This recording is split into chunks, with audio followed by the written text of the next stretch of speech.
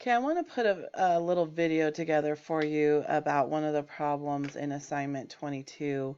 They kind of want you to put the proof together yourself, and this could be a little tough. This is something that we haven't really experienced yet.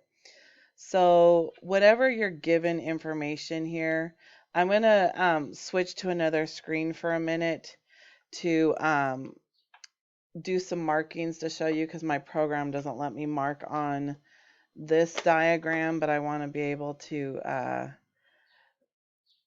look at that. So I'm going to pull it up here on the whiteboard, and it says given segment EF is congruent to segment GF. So we need to look at these given statements. This is very important that we look at first to see what we're given, because then we started talking about this in the call today, that how do we know what's congruent and what's not? Anytime something's in our given, that is something we know for a fact. They are giving us that information. So by saying segment EF is congruent to segment GF, I'm just going to put a little hash mark on each of those so I know that those are congruent. They also tell me angle EDF is congruent to angle GHF. The middle letter, again, hopefully we know by now, tells us the vertex. So I know that D is the vertex of this angle, and H, I'm going to try and make this a little smaller here.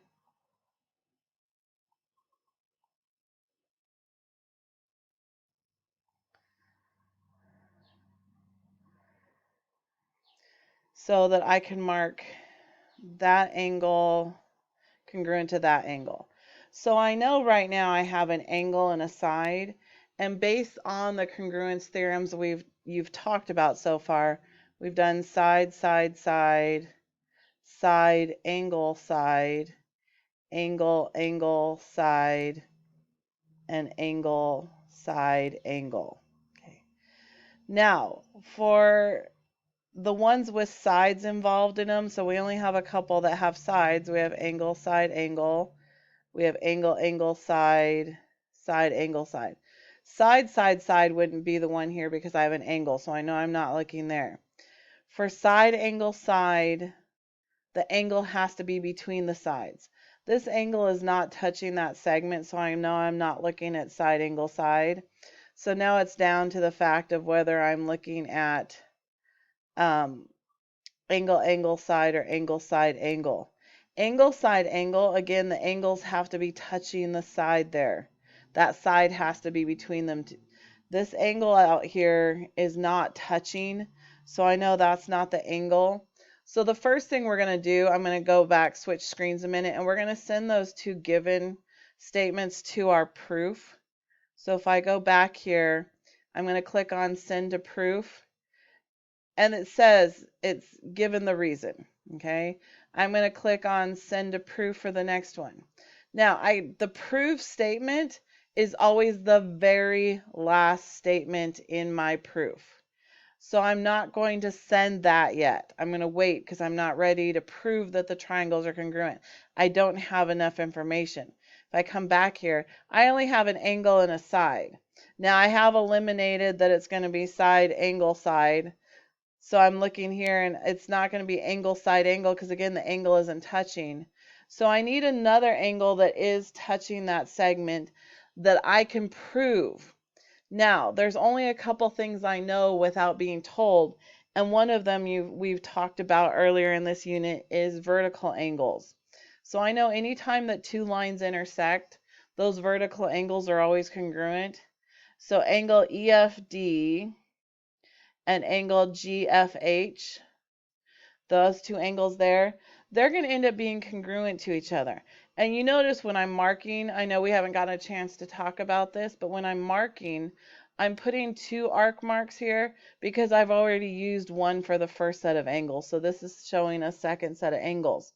So I need to add that statement into my proof to before I can prove that the triangles, that's going to give me my other angle for my angle side. So here's angle side, angle side.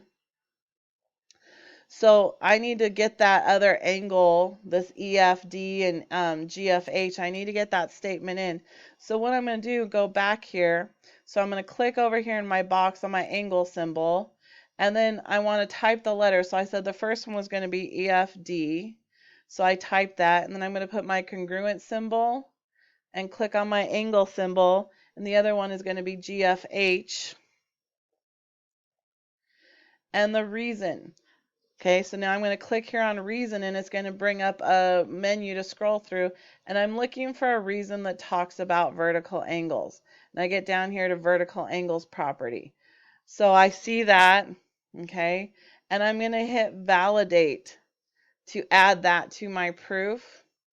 Now, again, I'm going to switch screens for a moment. Now I have my angle side. I've mentioned all that. So I have proved the two triangles congruent. So now when I come back here, I can click send to proof. But you notice I still have to put the reason in.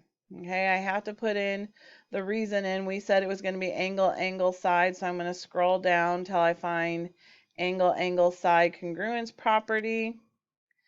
And I'm going to click validate. It tells me my proof is complete.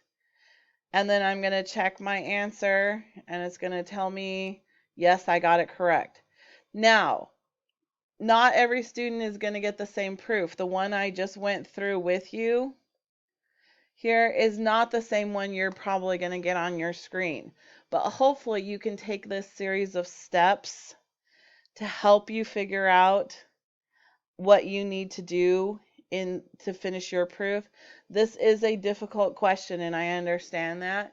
And if you need extra help with this beyond what I'm doing here, please let me know so that I can help you out and help you get this problem complete. All right. So make sure that you go through all the steps here.